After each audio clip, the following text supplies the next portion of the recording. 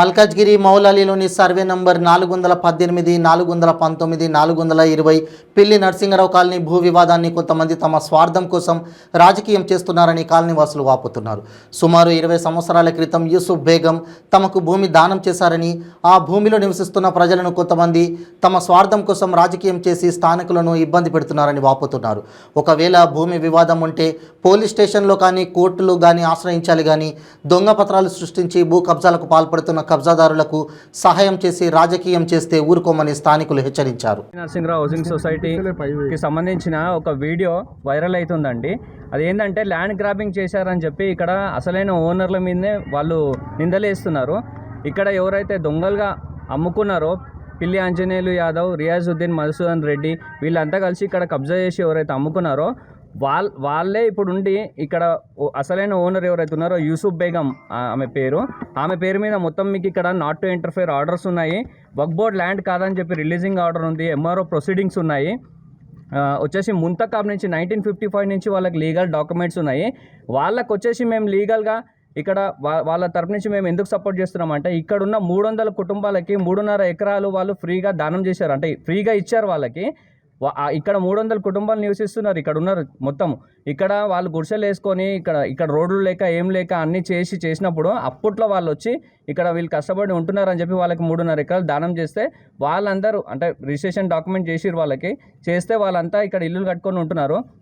దాన్ని ఇప్పుడు ఎవరో వచ్చి సాయి అని చెప్పి ఎవరో పెద్ద మనిషి వచ్చి రాజకీయ రంగు అంటే మొత్తం రాజకీయం చేయడానికి దీనికి ల్యాండ్ గ్రాపర్లు అని చెప్పి సృష్టిస్తున్నారు. మేము కూడా సపోర్ట్ చేయడం వాళ్ళకి ఓనర్స్కి. ఎందుకంటే ఇక్కడ వచ్చేసి వాళ్ళకి ఉచితంగా ఇచ్చారు కాబట్టి ఆ 42 గజాల ప్లాట్లు ఏవైతే ఉన్నాయో అవన్నీ ఉచితంగా ఇచ్చారు కాబట్టి వాళ్ళ గురించి మేము సపోర్ట్ చేసి మేము చేయిస్తున్నాము.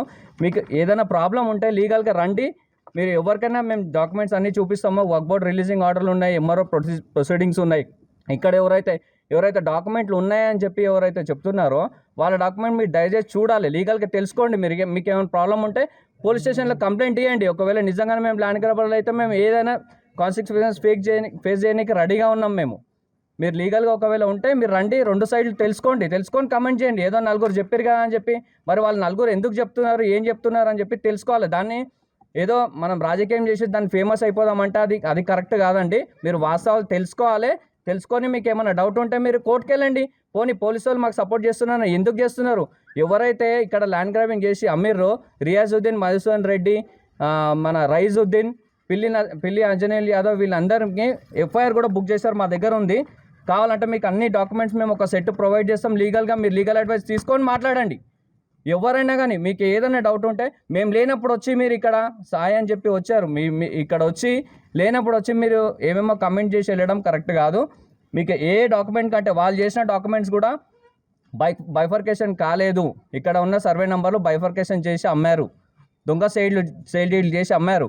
అసలు ఓనర్ డాక్యుమెంట్ అమ్మలే. అసలు వాళ్ళు ఒక రంగారెడ్డి రాకముందుకే రంగారెడ్డి వచ్చిందని చెప్పి వాళ్ళు ఫ్యాబ్రికేట్ చేసి డాక్యుమెంట్ క్రియేట్ చేశారు. దానికి వేసుకున్నాం ఇక్కడ.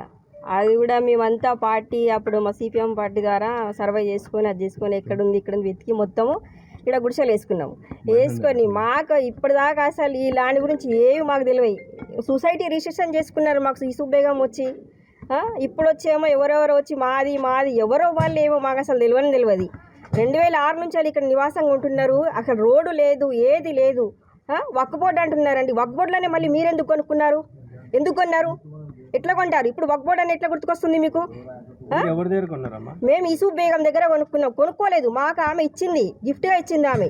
ఇంతమందికి ఇప్పుడు 14 సంవత్సరాలు ఇప్పుడు మేము వచ్చి ఇక్కడ ఉండి ఏంటిది ఇదంతా? మొత్తం మీరు ఒక 4 కుటుంబాలు కలిసి ఇంతమందిని ఆగం చేస్తారా మీరు? ఇప్పుడు ఇంతమంది ఆగం కావాలా? ఎక్కడెక్కడ ఏమేమో ఇష్టం వచ్చినలాగా నా పేరు కూడా చెప్తారు వాళ్ళు వచ్చి. ఆ నజ్మా అక్కడ ఉందంట, వాళ్ళతో ఉందని చెప్తుంది. ఎక్కడున్నాం మేము? ఏం మాట్లాడుతున్నాము? మేము ఎంతవరకు మేము కొట్లాడుకొని సాధించుకొని తెచ్చుకున్నాం. ఇది మా కష్టాలు ఎవరు చెప్పుకోవాలండి? ఇవి కాలనీలో ఉండి మీరు కూడా తీసుకున్నారు కదా, మీకు ఫ్రీగానే ఇచ్చారు కదా. మరి మీరెట్లా దాంట్లో కొనుక్కున్నారు? ఎవరి దగ్గర కొనుక్కున్నారు మీరు? అసలు మీరు కొన్నది కూడా మాకు తెలియదు కదా. మా సొసైటీ కన్నా ఇన్ఫర్మేషన్ ఇవ్వలేదు మీరు. ఇప్పుడు మా అందరికి తెలుసా అని చెప్తారు. మీరు ఎందుకుంటున్నారు మరి ఇక్కడ?